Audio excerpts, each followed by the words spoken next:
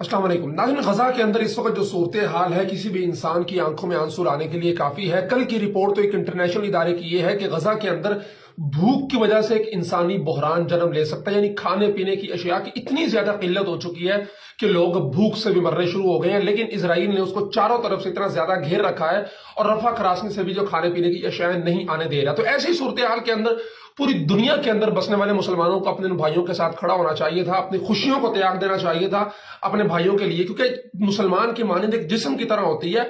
अगर मेरा एक हाथ कट जाएगा तो दूसरे हाथ को भी उतनी ही तकलीफ होगी जितनी इस हाथ को होती है।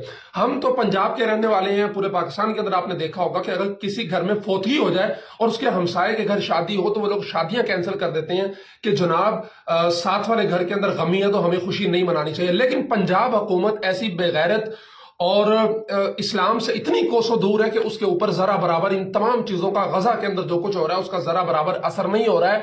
28 अक्टूबर से पंजाब के अंदर जनाब वज़ीर आला मोहसिन नकवी साहब ने एक बहुत ही शानदार किस्म का इनिशिएटिव लिया है कि पंजाब के लोग बड़े उदास हैं तो उनको गाने सुनवाए जाएं, रक्स किया जाए उनके साथ। तो रंगारंग एक मेला जनाब लाहौर है के उन्वान से 16 दिन तक वो जारी रखा जाएगा, 28 अक्टूबर से लेके 12 नवंबर तक, जिसके अंदर पंजाब भर से मारूफ गुलकार आएंगे जो नाचेंगे गाएंगे, पूरे कौम को नचाएंगे।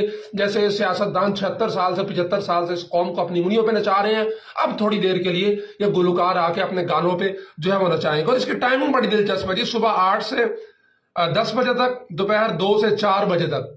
यानी ये कोई इबादत का टाइम है कि जी सुबह 100 दफा तस्बीह पढ़नी है, शाम को 100 दफा तस्बीह पढ़नी है, या फिर कोई डॉक्टर की दवाई है कि जनाब यूं लेनी है। और सुबह सुबह उठ के बंदा नमाज रोजा करता है, इबादत करता है, कोई अल्लाह का कुरान पढ़ता है। लेकिन 8 बजे जनाब इनका शो शुरू हो जाएगा जिसमें गाने गाए जाएंगे। और हमने तो ये सुना है निगरान हुकूमत से कि जनाब खजाना खाली है, लोगों को तनख्वाहें देने के पैसे नहीं है, असातिज़ा की पेंशन बंद की जा रही है। क्यों?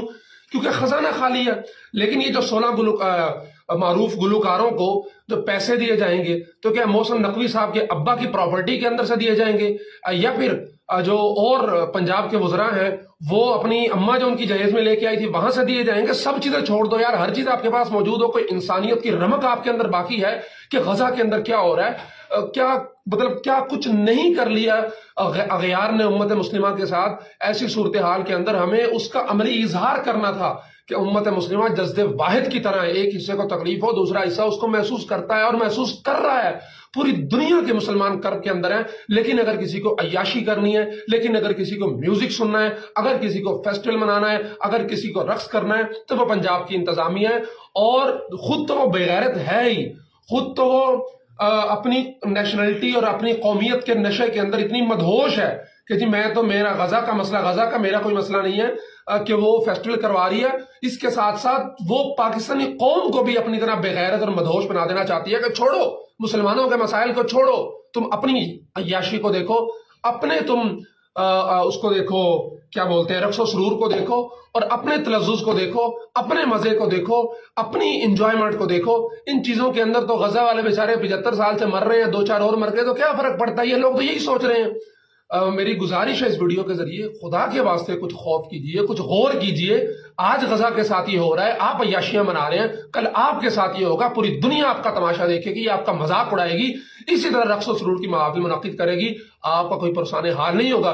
क्योंकि आज जो हमारी सूरत हाल हुई है वो इसी वजह से हुई है कि माजी के अंदर किसी एक मुसलमान मुल्क के साथ या किसी एक मुसलमान खित्ते के हिस्से के साथ कुछ अगर गलत होता था तो दूसरे लोग खुश होकर मुतमईन होकर बैठ के उसको देखते थे कि उसके साथ हो रहा है, हमारे साथ तो नहीं हो रहा, हमारी अपनी याशियां पूरी हैं तो हम क्या करें। तो नतीजा ये हुआ कि मुसलमान कटते चले गए, कटते कटते नौबत ये आ चुकी है कि हर थोड़े अरसे के बाद कहीं ना कहीं पे मुसलमानों को ज़र्ब लगाई जाती है। और उनको पता है कि इतने इनफरादियत के अंदर इतने ज्यादा तकसीम हो चुके हैं, तासुबात के अंदर इतने ज्यादा पड़ चुके हैं कि ये एक मुसलमान दूसरे मुसलमान की मदद को नहीं आएगा। लेकिन इंशाअल्लाह आपने इस पर भरपूर आवाज बुलंद करनी है, खा वो पंजाब की इंतजामिया हो, बिलखसूस मोहसिन नकवी साहब का ही इनिशिएटिव हो सकता है। फाइनल अप्रूवल तो उन्होंने नहीं देना, हम तो उसी को जिम्मेदार करार देंगे।